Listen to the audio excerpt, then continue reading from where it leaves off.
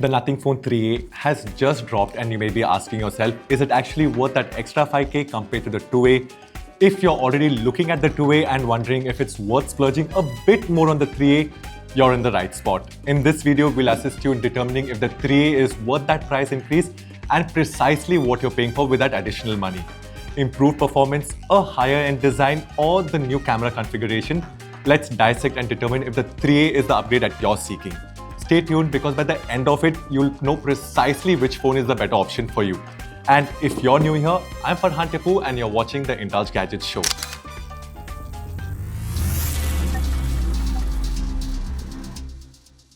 As soon as you pick up the Nothing Phone 3A, you will notice that design difference with the 2A are fairly apparent.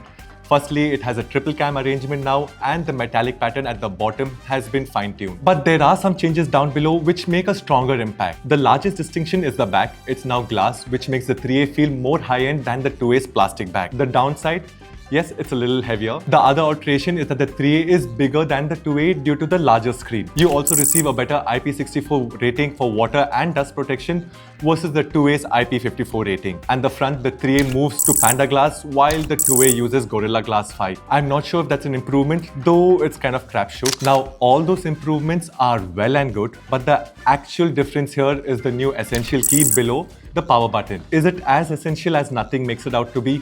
We'll get into that a little later. Now for the other aspects, the 3A features a USB Type-C 2.0 at the back, 2 volume keys, and the phone sides are still plastic. Strangely, the company isn't making a big deal of the glyph lights here. I suppose they're now a signature aspect of Nothing, so it's just the norm. But there's still a lot to be done with them. Compose your own light melodies, utilize the volume indicator wherein one of the light strips displays your sound level, monitor app progress with a glyph progress report, and even see a music visualizer in action. And of course, it still illuminates for all the notifications and calls. As far as the glyph pattern itself goes, it's largely identical to the 2A, but with minor tweaks to accommodate the bigger screen, the new dual camera setup, and the glass back, and especially that essential key. As I had just mentioned above, the Nothing Phone 3A has a bigger screen than the 2A, but apart from the size, everything else is just the same. You still have the full HD plus resolution with AMOLED technology and a 120Hz refresh rate. Still, because the screen is now larger, the pixels per inch have decreased modestly. 394 ppi on the 2A compared to the 387 ppi on the 3A. Frankly, you won't ever likely notice it in use. That aside, there are a couple of display upgrades worthy of note. For instance, the 3A provides up to 3000 nits of peak brightness for HDR material, whereas the 2A tops out at 1300 nits. With respect to high brightness mode, the 3A pumps out 1300 nits and the 2A does a top-notch 1100 nits. And then with the usual brightness, the 3A hits an upper limit of 800 nits. So if you're going to be viewing HDR material, the 3A is certainly going to be superior for you. Another upgrade is the touch sampling rate. On the 3A, it's 480 Hz, an increase from 240 Hz on the 2A. In normal use, however, I'm not sure you'd really notice, but when you switch it into game mode, the 3A increases the touch sampling rate to 1000 Hz for a more responsive experience. Finally, the color on the 3A appears to be improved with more vivid and true colors. Overall, the screen on the 3A is a good improvement, particularly when it comes to HDR content and gaming. As for the speakers, the Phone 3A has a stereo configuration, one speaker grill at the bottom, and the earpiece acts as a secondary speaker. This setup gives you a nice, expansive soundstage, particularly when you're watching videos or gaming. Personally, I really like the audio in the 3A, which is clear and balanced with reasonably good bass for a phone. And now onto the Bluetooth, the 3A has some quality audio codecs like LHDC and LDAC. So if you have a decent wireless headphones, you will be treated to a truly rich and detailed audio experience. For music, podcasts, or even movies, the audio is top-notch. Now let's discuss the actual powerhouse, the processor. The Nothing Phone 3A is equipped with a Snapdragon 7S Gen 3, 33% more powerful than the MediaTek Dimensity 7200 Pro in the 2A. And frankly, you can tell. There's a noticeable boost in the sheer processing power, making multitasking easier and apps open quicker. Whether you're reading heavily laden web pages or editing pics, the difference is clear. And what about the benchmarks? Yes, they are higher. But it's not merely about the numbers. In normal usage, the phone performs everything with ease. What's also noteworthy is the enhanced thermal management.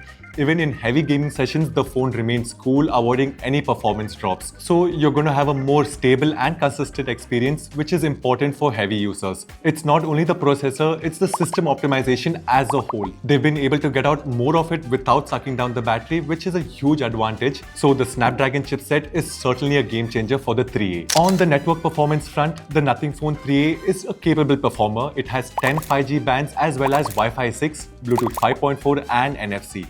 The 2A does have an additional 3 5G bands, but really in normal usage, at least in India, they didn't present any problem to us between the two phones. So even with the difference of these additional 5G bands, both handle just as well in actual usage. When it comes to battery life, the Phone 3A is holding onto the same 5000 mAh battery as the 2A, and quite frankly, the performance on both the phones is not too dissimilar. There are no real enhancements in terms of battery life. You're going to be getting roughly about 8 to 8.5 hours of usage depending on your use. But charging speeds have had a bit of a boost. The 3A does fast charging at 50 watts, whereas the 2A managed 45 watt. It's also worth mentioning that the 3A supports the USB PD-PPS standard. So you'll need a GAN charger or any charger that supports PPS for optimal speeds. In terms of charging time, the 3A takes about 55 minutes to charge, while the 2A takes around 1 hour and 15 minutes. So while the battery life is on par, the 3A definitely gets a quicker charge. Okay, let's discuss cameras. One of the things that I'm kind of a fan with the Phone 3A is the fact that they have not used the same sensor as the 2A, despite it being identical in terms of specs. Instead, they've thrown in a telephoto lens, which is a nice addition. Unfortunately, the ultra-wide sensor has lost some ground, so that's a slight downgrade. The front cameras also differ. While the 3A boasts a 32 megapixel sensor, it uses a lesser one than the 2A. Zooming is certainly improved on the 3A with that new telephoto lens. So when you're taking those 1x, 2x shots, the 3A's got the advantage there. When it comes to colors, the 2A was a little bit better in that regard, but the 3A has improved with HDR and the skin tones are more natural. When it comes to portraits, however, the 3A is the winner. And you can even take portraits at 1x, 2x, 3x and 4x, all good looking. If portraits are up your alley, then the 3A certainly wins in that regard. In addition, it has some quirky portrait modes that you can try out. Low light performance on the main lens is similar to the 2A, although the 3A may be marginally better. For selfies, the 3A provides greater detail and HDR is enhanced as well. Both phones are capable of recording 4K at 30 FPS using the main camera, but 3A performs better in HDR, details and audio quality. Now the 2A does get a plus on the ultra-wide video because it can record 4K at 30 FPS and the 3A is only at 1080p at 30 FPS.